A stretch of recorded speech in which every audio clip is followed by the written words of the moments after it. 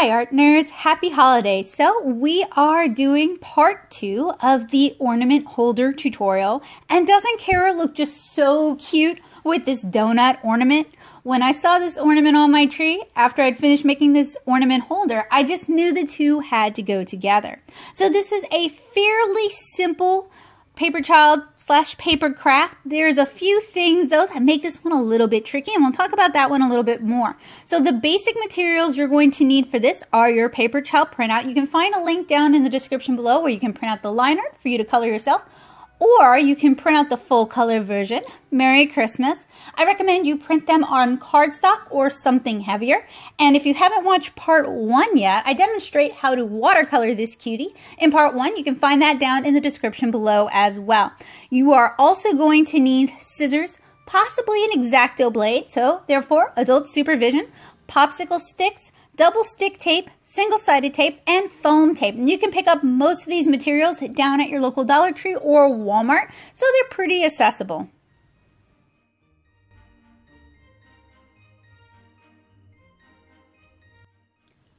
So if you guys look closely, you'll notice that the front halves of her arms are detached. I want to go ahead and let you guys know that I made a mistake with this Paperchild design, so I would recommend you guys actually cut off the parts of her arms that are visible above the tinsel. I didn't do that, and I kind of regret not doing that. So that is definitely some advice for you guys. So I want to trim off the excess paper from this Paperchild, and I want to make sure I get as many long, straight cuts as possible because you will need those pieces of paper later on. So I'm using a paper cutter because I can't cut a straight line to save my life. You don't need a paper cutter, but it does make it pretty easy. This one here is a pretty heavy duty one, but they even sell little rotary blade cutters that are almost impossible to cut yourself on down at places like Walmart. Alright, so we have chopped off the paper that we're not going to need. We're going to set that aside. We will probably need it later. And if we don't use it in this tutorial, we'll probably use it in another. I'm going to use the back of my sketchbook as a cutting surface. Of course, you can use a cutting mat, but I would recommend you don't cut directly on your tabletop. And I'm going to do a little bit of fussy cutting with my XActo Blade. But first, I'm going to trim away the excess larger pieces of paper with my scissors, and that's going to make it a little bit easier to get in there and do some of the finer cutting that you guys see here.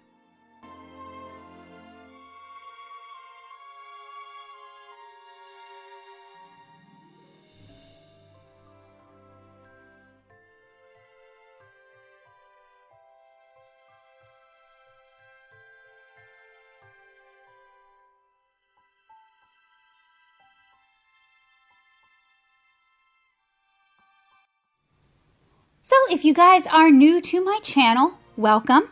This character here is Kara, my 7-inch tall main character from my webcomic, 7-inch Kara. You guys can read the first 7 chapters for free at 7inchkara.com. If you're more of a book person like me, you can order the first volume and pre-order the second volume through my shop, both of which are a wonderful way to not only get some beautiful comics in your life, but also support the work I'm doing here on the channel. Comics are my passion, and I have loads of comic craft tutorials here in case you guys are also interested in making your own comics. So not only do I enjoy making comics, but I really enjoy teaching other people how to make comics and sharing my love of comics with others as well.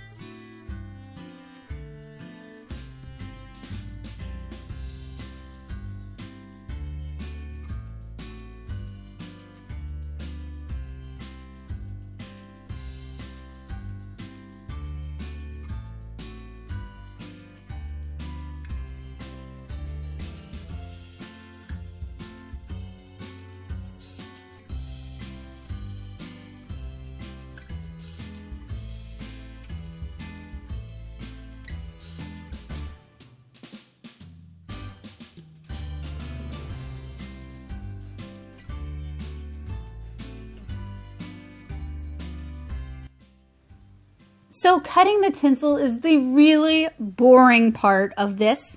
And you guys can see the top parts of her arms above the tinsel. That's the part I actually recommend you cut out if you're following along with this tutorial. Like I said, I left it intact, but visually it doesn't make sense with larger ornaments. So if you're going to pose this with a larger ornament, then you want to remove those top parts. If you're going to pose it with smaller ornaments, you can probably leave those top parts intact.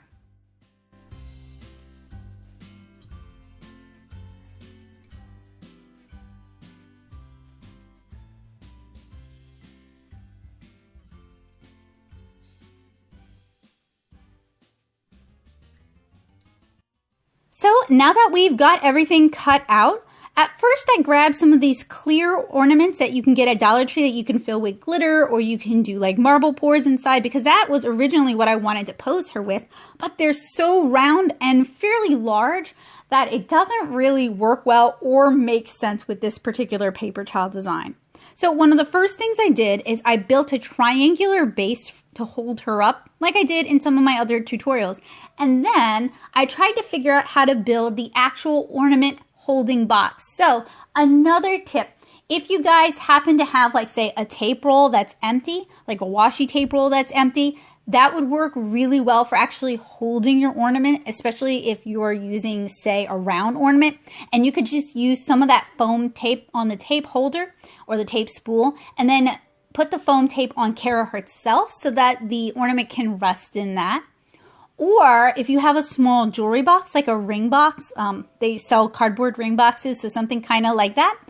You could also use that to hold your ornament, because otherwise you're going to have to build a triangle to glue it to, or not glue it, tape it to Kara's body and then tape it to her arms. And that's just a little bit of extra work. You can also use a small ring cut from like a toilet paper tube or a paper towel tube, maybe about a ½ inch tall and just the full circumference wide, to hold your ornament. So what I ended up doing is I ended up building a small rectangular box minus the top and bottom. But at one point I was like, oh, this does need a bottom, and then I added one later. So if you're also building your own box, add the bottom now. It's going to be easier than trying to do it later. With these Paper Children projects, I do a lot of the engineering on the fly. So, and then I record my narration in post. So future me is trying to save past me some pain. So I'm just kind of figuring it out as I'm going along and trying to figure out the placement and stuff. And just because the arms looked good without an ornament, they actually don't work as well with the ornament. Now, I could go back and cut those off, but I chose not to. So you guys see what I mean with the round ornaments being too big? They don't really work with this design.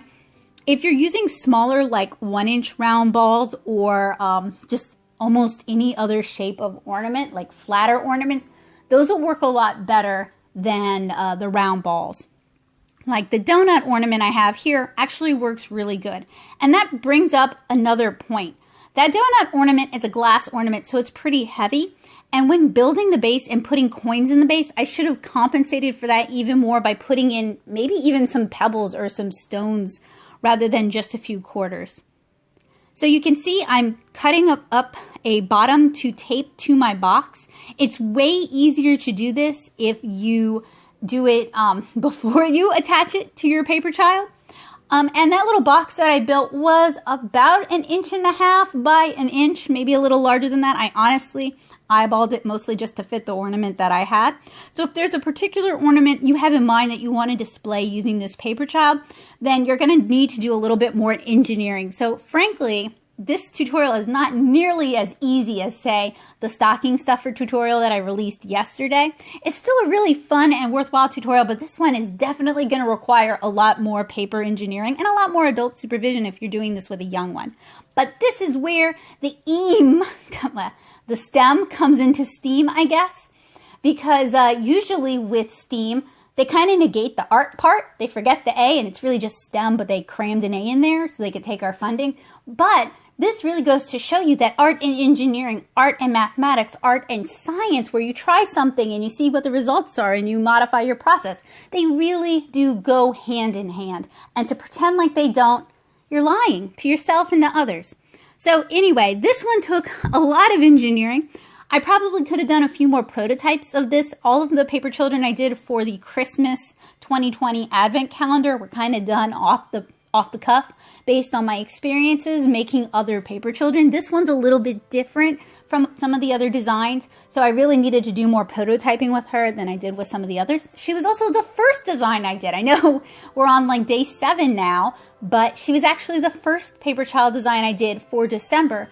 And this was the first time I decided to do the arms separately so that we could have the paper children holding stuff. So the Candy Cane Thief, who was day 1, actually was done much later after I learned a lot from designing this Paperchild. But you know, trial and error, there's nothing wrong with a little trial and error.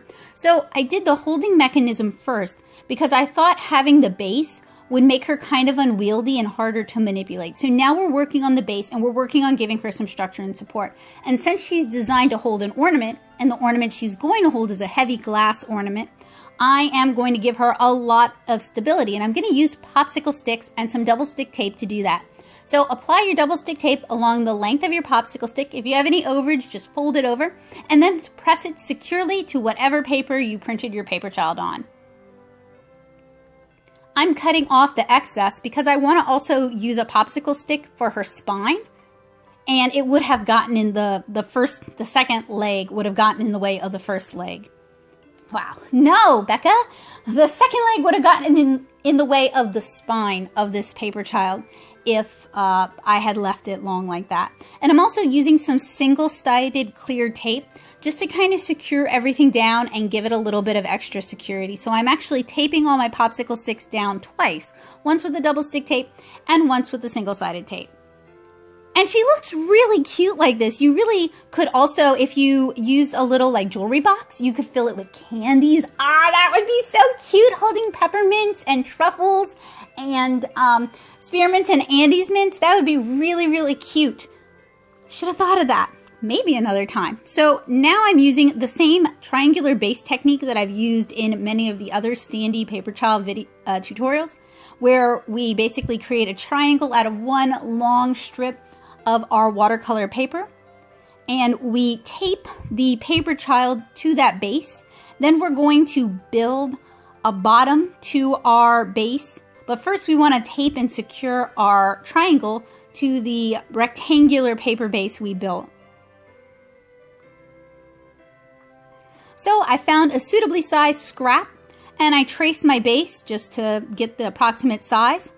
And rather than doing that fold over base like I did in, I want to say the Gingerbread Boy video, I'm just going to tape this one really, really well.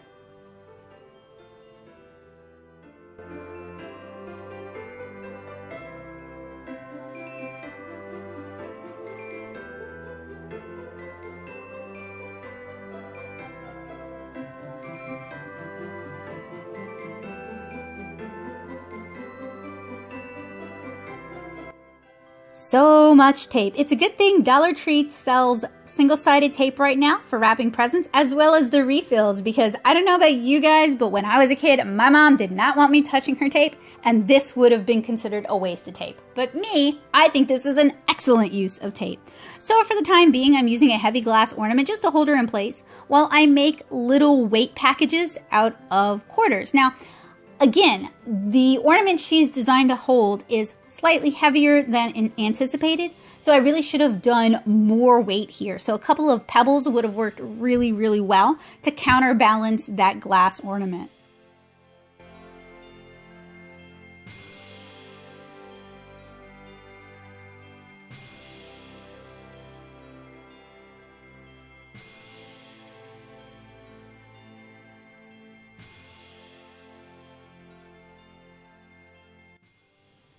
So this one was kind of a tricky one, but I had a lot of fun engineering and playing around with and figuring out this Paperchild. I also built little like accordion arms that I didn't really talk to you guys about too much. I apologize for that. They kind of show up in the picture, and this is one that I would probably revisit and maybe retool. But even with some of the problems, so there you can see the little accordion arm that I built just to kind of hold this particular ornament a little bit better in place. Even though you can see those, she is still super cute, and she's so cute with the giant donut ornament.